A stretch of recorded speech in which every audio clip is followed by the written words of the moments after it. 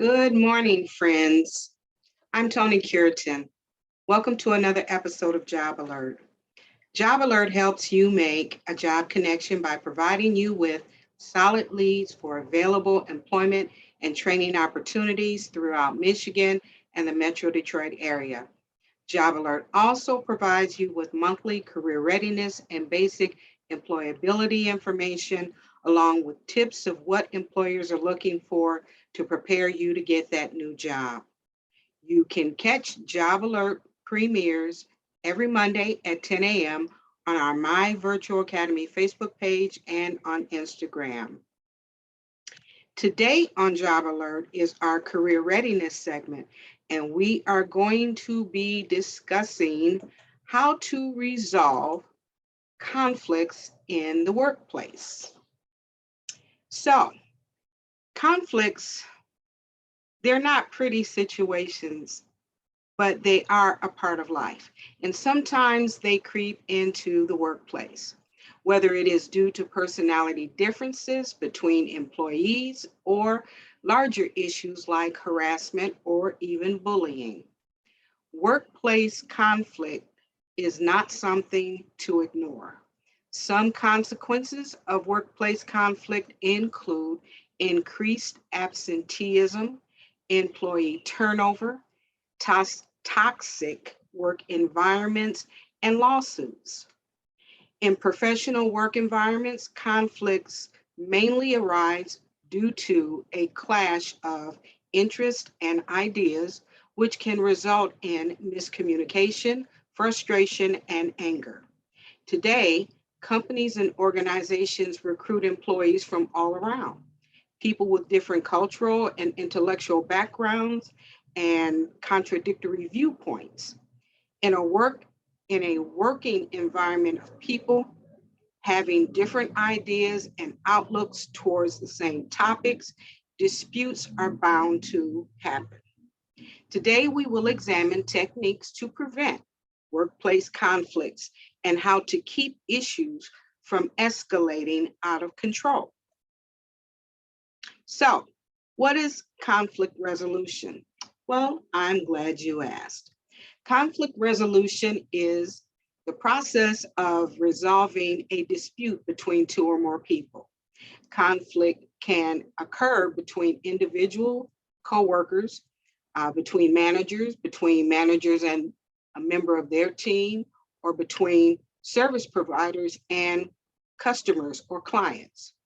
It can also occur between groups of people, such as between management and their workforce, or between entire departments within a company. When a dispute arises, the best course of action is to use negotiation to resolve the problem. Through negotiation, you can resolve the problem quickly. You can identify a solution all parties can be agreeable to and improve the relationship between the disputed groups in the conflict. Why is conflict resolution important? Conflict resolution is essential to maintaining a productive workforce and a positive work environment. The benefits of conflict resolution include stress reduction with coworkers and colleagues, teammates, improved self-esteem, improved self-efficacy, and increased energy. Through conflict resolution, you can understand more about the ideas, backgrounds, and beliefs of another person and gain a new perspective that may even change your own. You can better ensure that relationships continue and grow in the future, and you can find peaceful solutions to everyday challenges and put valuable resources like time, energy, reputation, and motivation to better use in the workplace. How do you resolve conflict in the workplace? Here are a few steps that you can use to help you resolve any conflict that arises within your team, your organization, your colleagues, your group. The first thing you need to do is to understand the conflict. Before you begin communicating with the other party, fully understand your position in the conflict and the position of the other party. It's also important to clarify your own interest and those of the other parties. Think about what if, think about what it is that you really care about in this conflict and what your concerns are and what you would like to see happen. Go through the same exercise, thinking about the conflict from the other party's perspective. Think through what agreements you might be able to reach. Number 2, explore alternatives. Think about at what point you will walk away from the conflict and what you will do if you can't reach an agreement. Then, when you're brainstorming possible resolutions to the conflict, you can compare each of those situations to the best alternative that you have already decided upon and rapidly determine if the new solution is better. Next, find a private and neutral place. It's important to find a quiet and neutral location where you can discuss the conflict in private, because the goal ultimately is to eliminate the tension that is between the two parties. A private location is essential. Using a manager's office or a conference room will work really well if you can close the door and speak privately without being interrupted. Next, communicate both sides. Once you have thought through your interests and those of the other party and have located a private, neutral place where you can speak, it's time to communicate with one another directly. Here are some tips that you can use to make the most of that time together between you and the party that you're having the conflict with. First, be an active listener. Listen actively. Rephrase the statements in your own words to ensure that you fully understand what the other party is saying. In other words, you can say things like, so you're saying that the ball is red and I thought it was blue. Or you can say things like, did I understand you correctly when you stated that the ball is really green and not blue at all? This is what active listening is. You listen intently to what the other person is saying, and then you rephrase it in your words so that you can get full understanding and meaning. Next, let everyone participate. If there are multiple parties involved in the conversation, allow everyone who wants to contribute to the conversation to do so. People who participate will have a say in the conflict and how it is resolved, and this will be helpful in identifying the solution. Next, avoid forming assumptions. Keep an open mind. You have to keep an open mind. You have to view things, or at least be willing to at least see what the other person is talking about and how possibly the misunderstanding could have taken place. If you go into a negotiation or a conflict situation where your mind is just completely made up and that's all there is to it, then you're not going to resolve a whole lot. So you have to keep an open mind. You have to ask questions and gather information so that you fully understand the other person's position. And you have to be willing to convey or speak what your thinking and your thoughts towards the situation so that they can fully understand what's going on. Also, you need to remain calm. Remain calm throughout the entire conversation, because you got to remember, first of all, it's not personal. Remain calm, even if the other person becomes emotional and a little animated. You remain calm, because the calmer you are, the more you diffuse the situation, and the calmer you are, the more you cause the other person to become calm also, because it's really hard to argue with yourself. And so if there are two of you there and only one of you is yelling and ranting and raving, it's not going to last very long, because if you remain calm throughout the entire situation, it diffuses it. It's hard to be mad and angry and yell at somebody who's not yelling and being angry back at you. Next, be aware of your body language. A lot of times we think that when we are talking to people, they don't see or know the thoughts that are in our heads, but our body actually betrays us. Our body can actually convey what we truly feel on the inside, even though we may not ever say anything verbally. Our body conveys what we're thinking, how we feel. So be mindful of your body language as you are conveying information to the other party. Without even having to speak, you want to project calmness and open-mindedness. Some ways that you can do this is to maintain eye contact with the person. Be conscious of your expressions. Don't roll your eyes. Don't be smacking your lips and turning your head. Maintain eye contact with the person and try to have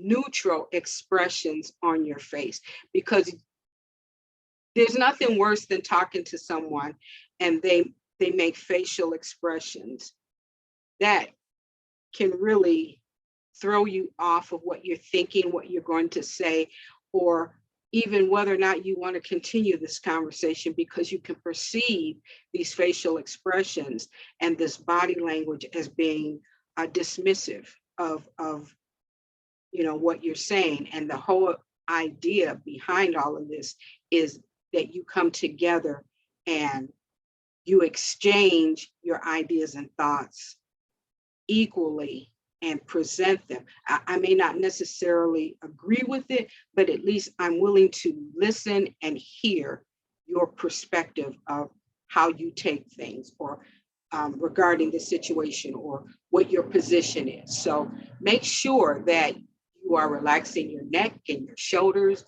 Make sure that you're using a neutral tone with a moderate speed and volume. Make sure that your volume doesn't go up. Make sure that you're not animated in how you're communicating. Also, avoid using words that imply an absolute, such as you always or you never. Don't use words like that. Say things like, it seems as if this took place on this time frame, and now we're here again dealing with the same situation. Say it that way, as opposed to saying, you are always interrupting me when I speak. Next, identify a common goal. In this step, both parties should agree on the desired outcome for the conflict. So if you are having a conflict about your coworker taking your lunch out of the common refrigerator, then the common goal is for you to keep your lunch so that you have something to eat at lunchtime, and your coworker getting a meal as well, but not yours. So that's the problem. And in that problem, will be your solution, because your common goal with regards to that is we both want a meal at lunchtime. So from there, you can work and figure out a solution that will be agreeable to the both of you. Once everyone has moved past the root cause of the problem, they often discover that they are working towards the same goal. You both want to have a lunch. That's your goal. They just have different opinions and different approaches as to how they will reach that goal. Discuss what you would like to see happen and what your interests are. Invite the other party to do the same. And once you've identified the common goal, you can start working towards a resolution. Next, oftentimes you can resolve things a lot quicker if you use a third party, if you invite a third party in to mediate, someone that is fair, but someone that is neutral and will interpret each person's side of the conflict and restate it for everyone to hear, so that you can come together and come up with a solution. In some cases, it may be useful to get a neutral or a third party involved. You know, again, someone that everyone trusts and believes to be is fair is a good person for this position to sit in on your discussion with your coworker and your colleague. This can help ensure that both parties, as I indicated, get their point out and it is understood by everyone.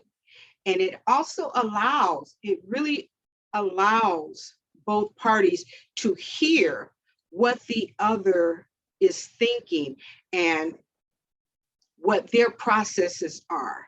And sometimes when you hear it from someone who's neutral and not involved in it, it brings things into perspective and makes it a lot clearer. And you'll go, you know, oh wow, I didn't see it. I didn't quite see it that way. That's something that I never thought of, because that third party is just presenting the idea, the concept, the facts, and it doesn't have tone, it doesn't have attitude, and it doesn't have whatever personal motivations behind that. It doesn't have any of that. It is just presenting the facts, presenting the ideas, presenting the thoughts.